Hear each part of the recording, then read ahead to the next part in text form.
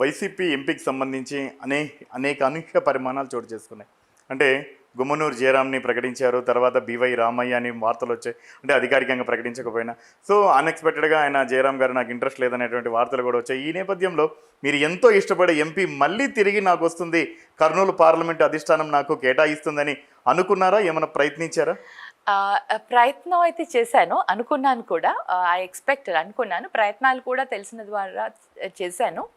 MP ఉంటే బాగుంటుంది అని. ఎందుకంటే ఎంపీ అంటే మనం సెంట్రల్ నుంచి లాట్ ఆఫ్ ఫండ్స్ తీసుకురావచ్చండి. సెంట్రల్ నుంచి మన కాన్స్టిట్యున్సీకి, మన దానికి చాలా ఫండ్స్ తీసుకురావచ్చు. అక్కడ చాలా ఫండ్స్ ఉంటాయి. అంటే we can do a lot here. మనం చాలా చేయొచ్చు.